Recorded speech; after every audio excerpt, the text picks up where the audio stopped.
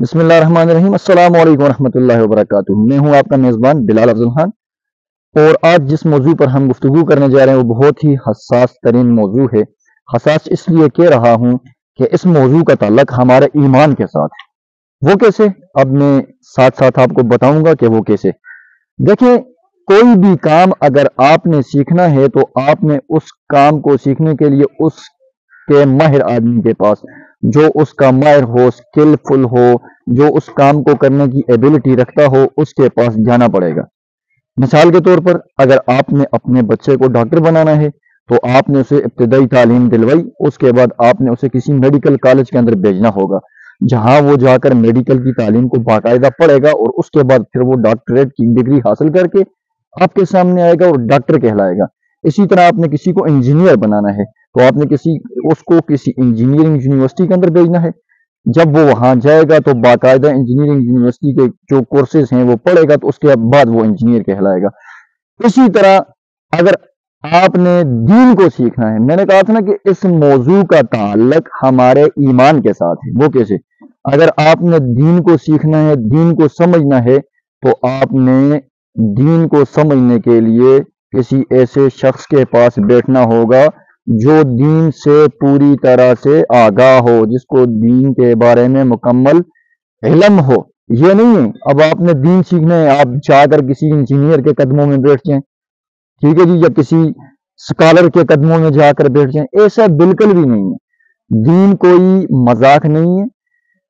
آپ کو یہ لوگ جس طرح آپ کسی انجینئر کو اگر میڈیکل کالج میں ڈال دیں تو وہ وہاں انجینئر نہیں بن سکتا ہے، اسی طرح سے اگر آپ نے دین سیکھنا ہے تو آپ کسی دیندار شخص یعنی کسی عالم دین کے پاس، جو دین کی مکمل مہارت رکھتا ہو، جس کو دین کے جو اصول ہیں ان کے بارے میں مکمل آگاہی ہو، اس کے پاس بیٹھنا ہوگا۔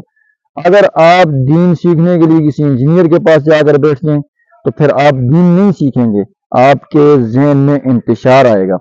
اب ہمارے ہاں یوٹیوب پر نوجوان نسل کو میں دیکھ رہا ہوں، وہ کچھ خاص لوگ ہیں، چونکہ میرا مزاج نہیں ہے کہ میں نام لوں، اور نام لینا میرا مقصد بھی نہیں ہے، ان لوگوں کو سنتے ہیں اور پھر بعد میں آ کر احادیث مبارکہ کے اوپر اعتراض کرتے ہیں۔ تو ان بدبختوں سے میں یہ کہنا چاہوں گا، جن کو خود دین کا علم ہی نہیں ہے، آپ لوگ ان کو کیوں سنتے ہو اور کیوں اپنی عقلوں کو خراب کرتے ہو؟ وہ ساتھ یہ بھی کہتے جی وہ فلاں شخص کو حدیث کا حوالہ پیش کرتا ہے، اور بھائی حدیث کی اقسام کیا ہیں آپ کو اس بارے میں علم ہے؟ جب تک آپ کو حدیث کا مکمل علم ہی نہیں ہے تو آپ کیسے فیصلہ کر سکتے ہیں کہ وہ بندہ ٹھیک کہہ رہا ہے، یہ بندہ ٹھیک کہہ رہا ہے؟ یہ کام ہے اہل علم لوگوں کا۔ جن لوگوں کو اس کام کے اندر مہارت ہوگی وہ لوگ اس چیز کا فیصلہ کریں گے۔ اب میں اٹھ کر کسی ڈاکٹر کے نقص نکالنے لگ جاؤں، کہوں کہ اس ڈاکٹر کو فلاں چیز کے بارے میں علم نہیں ہے، تو لوگ مجھے ہی بیوقوف کہیں گے، کیونکہ لوگوں کو پتہ ہے کہ یہ خود ڈاکٹر نہیں ہے، اس شعبے کا، اس فیلڈ کا ماہر نہیں ہے، تو یہ کیسے کسی کی غلطی نکال سکتا ہے؟ اسی طرح ایک جاہل آدمی، ایک عام آدمی کسی عالم دین کی اگر غلطی نکالتا ہے تو وہ اس عالم دین کی غلطی شمار نہیں ہوگی، وہ اس بندے کی غلطی شمار ہوگی جو دوسروں کی غلطیاں نکال رہا ہے۔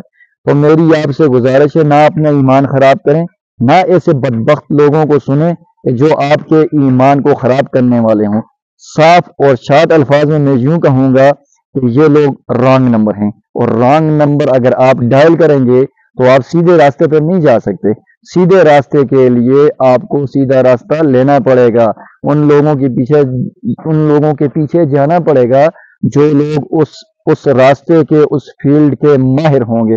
علماء کے ساتھ اپنا جوڑ پیدا کریں، علماء کو کثرت سے سنیں۔ یہ فتنے کا دور ہے، اگر آپ اسی طرح یوٹیوبرز حضرات کو جو علماء بن کر بیٹھے ہوئے ہیں ان کو سنیں گے، جن کو اگر دیکھا جائے تو بسم اللہ کی جو ترکیب ہے اس کے بارے میں بھی علم نہیں ہوگا کہ اس کے اندر کتنے سیرے ہیں اور کون کون سے سیرے ہیں، وہ احادیث مبارکہ کا فیصلہ کرنے والے بن جاتے ہیں، تو میں کہتا ہوں وہ تو جاہل ہیں ہی ہیں، لیکن ان کو سننے والے ان سے بڑے جاہل ہیں۔ اس لیے خدا را اپنے ایمانوں کو خراب نہ کریں اور ایسے بدبخت لوگوں کے پیچھے نہ جائیں۔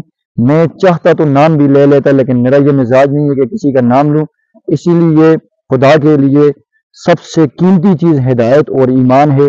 اگر آپ اس سے ہاتھ دھو بیٹھیں گے، خدا نہ خواستہ اللہ نہ کرے، میرے امین حق اللہ نہ کرے کہ کہیں آپ کا خاتمہ ایمان کے بغیر نہ ہو۔ ان ہی الفاظ کے ساتھ میں اپنی اس گفتگو کو ختم کرنے لگا ہوں۔ اللہ کے لیے فیلڈ کے جو ماہر لوگ ہیں ان کے ساتھ جڑ جائیں۔ السلام علیکم ورحمۃ اللہ۔